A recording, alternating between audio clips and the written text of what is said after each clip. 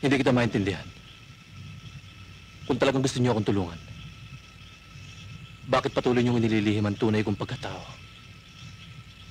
Mistula ko isang bilanggo dito. Hindi namin alam kung sino ka. Wala kaming nakuhang anumang palatandaan nung nakuha ka namin. Hindi namin alam kung taga saan ka o kung ano man ang pagkatao mo. Ikaw lang makakasagot sa mga tanong mo. Kailangang magbago. Para magbago. Hindi tayo nagtitiwala kasama, Susie. Sinusuklian lang natin ang kabutihang nagawa niya sa anak ng isang kasama. Kailangan din natin mag-ingat. Sapagkat hindi pa malinaw sa atin ang tunay niyang pagkatao. Hawak ng armas ang mga mahihirap. Para tuluyan natin makamtan ang kalayaan.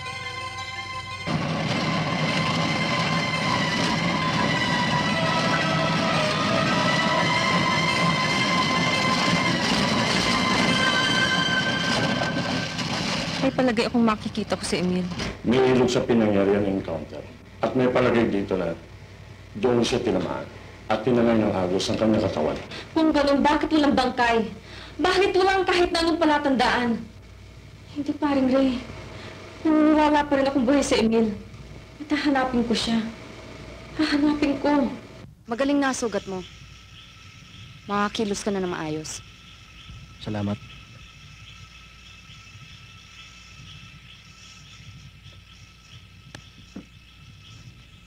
Huwag mo akong pasalamatan. Kinuha ko lang ang tungkulin ko bilang ganti sa pagtulong mo sa anak ko. Hindi kita maintindihan. Kung talagang gusto niyo akong tulungan, bakit patuloy niyong inililihim ang tunay kong pagkatao? Mistula ko isang bilanggo dito. Hindi namin alam kung sino ka.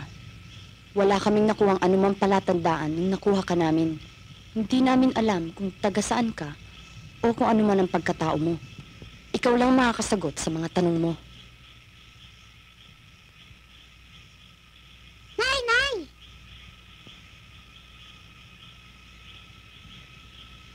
Anak mo? May asawa ka na pala. Patay na.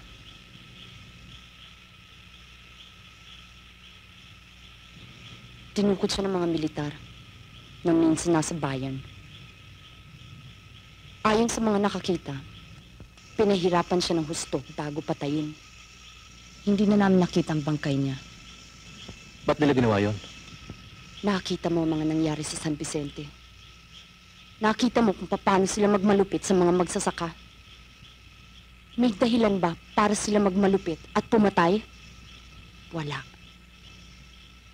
Umaasa lang ang maliliit na magkaroon ng hustisya, kalayaan, at reforma sa lupa.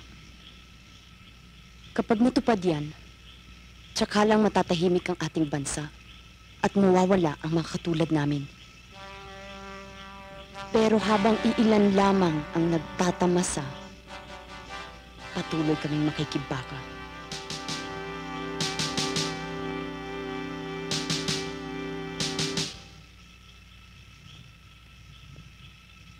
Salamat nga pala sa pagkakaligtas mo sa akin sa mga sundalo. Ako? Nailigtas kita? Saan? Sabihin mo nga sa akin? Doon sa checkpoint, hindi mo ba natatandaan? Wala akong matandaan eh.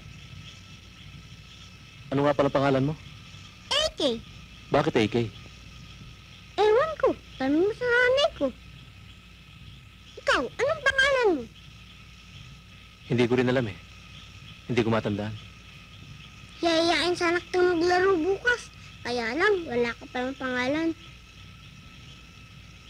Eh, anong gusto mo itawag sa akin? Alam ko na, Kasimon! Kasimon? Maganda. Bakit Kasimon ang gusto mo itawag sa akin? Kasi sabi ng nanay ko, hindi ang pangalan ng tatay ko. Hindi ko na siya nakita, maliit na maliit pa raw ako nung pinsista siya ng mga sundalo. Para ka matandang magsalita. Hindi. Parang revolusyonaryo. Tinatawanan mo naman ata ako eh. Hindi. Kaya lang ang late-late mo pa. Alam mo na yung... Ano ba yun? Revolusyonaryo! Teka, Alam ko na nga, pati yung mga kanta ng mga revolusyonaryo eh. Gusto mo ituro ko sa'yo? Talaga? Pakinggan mo! Sige nga.